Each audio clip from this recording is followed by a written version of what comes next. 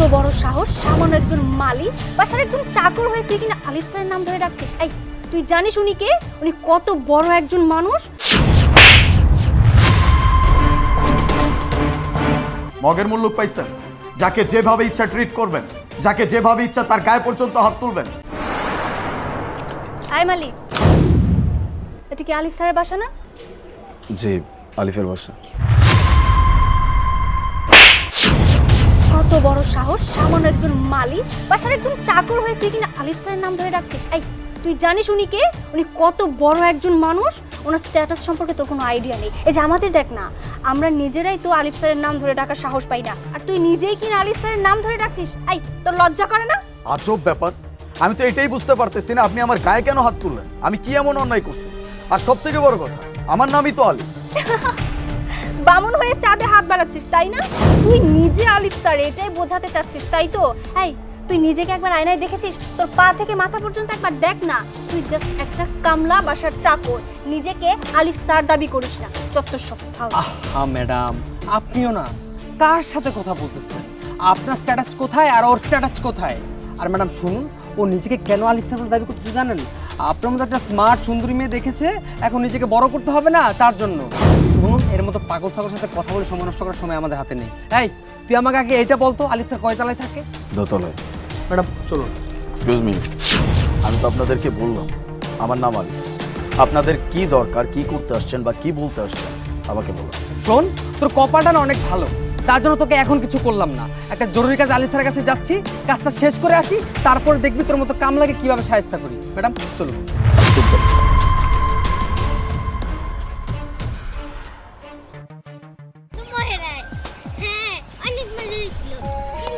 দেখেছেন ম্যাডাম, দেখেছেন এই বাসার কারো কোনো ডিসিপ্লিন নেই। একটা সামান্য কাজের মেশে সোফার উপর পা উঠিয়ে কিভাবে বসে বসে টিভি দেখতেছে আর পাগলদের মতো হাসতেছে।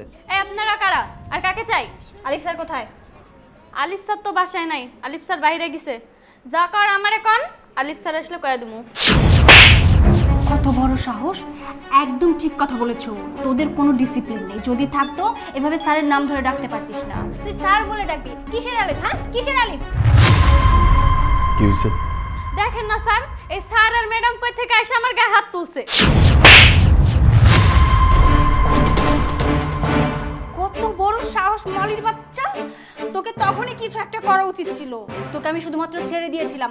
আমার উচিত ছিল আমার জুতা খুলে তোকে পেটানোর। স্যার, আলিফ স্যার আপনি কোথায়? তাড়াতাড়ি এদিকে আসুন। আলিফ স্যার। কি ব্যাপার? আলিফ স্যারকে এভাবে ডাকছো যে? আলিফ স্যার তো তোমার সামনেই দাঁড়ানোর আছে, তা আলিফ স্যারকে আবার ডাকছো কেন? ম্যাডাম, আপনি সব কি বলছেন? আলিফ স্যার আমাদের সামনে মানে? উনি আলিফ স্যার? আমার কিন্তু বিশ্বাস হচ্ছে না। কিভাবে সম্ভব এটা? এক্সকিউজ মি, কাকে মালি বলতেছেন? আমি নিচেও আপনাদেরকে বলছি আমার নাম আলী। আপনারা যার কাছে আসছেন, যেই কাজে আসছেন, সেই মানুষটাই আমি।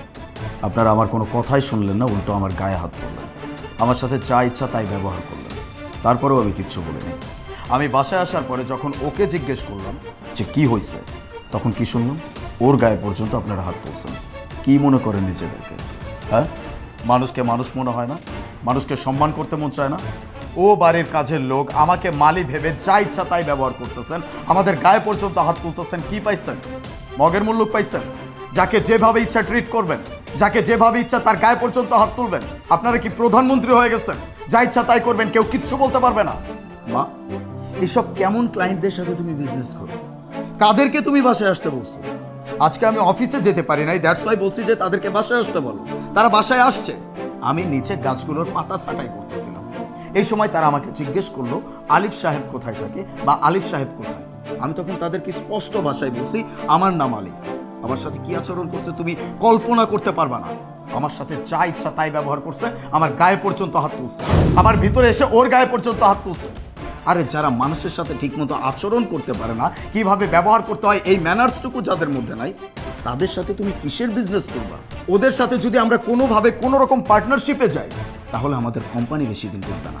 কেন জানো? কারণ ওরা স্টাফদের সাথে ঠিকমতো আচরণই করতে পারবে না, তাদেরকে ভালোভাবে ট্রিটই করতে পারবে না। ওদের নেচার আমার খুব ভালো করে বোঝা হয়ে গেছে। এরকম মানুষের সাথে আমি অন্তত কোনো বিজনেস ডিলিংয়ে যাব না। আপনারা এখানে যে কাজের জন্য আসছেন সেই কাজটা হবে না, চলে যান এখান থেকে। স্যার প্লিজ, প্লিজ স্যার, আমরা যা করেছি তার জন্য এক্সট্রিমলি সরি, আসলে বুঝতে পারিনি। কি করব বলুন, আপনার গেট আপ সেট আপ দেখে আসলে বুঝতেই পারিনি যে আপনি আলিফ স্যার এত বড় কোম্পানির মালিক। আপনার গেট আপ সেট আপ দেখে আপনাকে মালিই মনে হয়েছিল, দ্যাটস ওয়াই আপনার সাথে এরকম বিহেভ করেছি আমরা। প্লিজ এই ডিলটা আপনি ক্যান্সেল করবেন না, এটা নিয়ে আমাদের অনেক বড় একটা স্বপ্ন আছে। আপনি যদি ডিলটা ক্যান্সেল করে দেন আমাদের অনেক বড় প্রবলেম হয়ে যাবে, আমাদের লস হয়ে যাবে স্যার। আপনাদের লস হোক আপনাদের লাভ হোক, কোনোটাতেই আমার কোনো যায় আসে না। চলে যেতে বলছি, সম্মান থাকা অবস্থায় এখান থেকে চলে যান। একটু বোঝার চেষ্টা করুন না স্যার, অনেক আশা নিয়ে আপনার কাছে এসেছি স্যার। এবার যদি আপনি আমাদেরকে এইভাবে ফেরত দিয়ে দেন স্যার, আমরা একদম পথে বসে যাব স্যার। আমাদের কোনো কিছু করার পথে পড়ে স্যার। দেখুন আমরা না জেনে না বুঝে আপনার সাথে এই ব্যবহারটা করে ফেলেছি। প্লিজ স্যার আপনি আমাদেরকে মাফ করে দিন স্যার। আউট।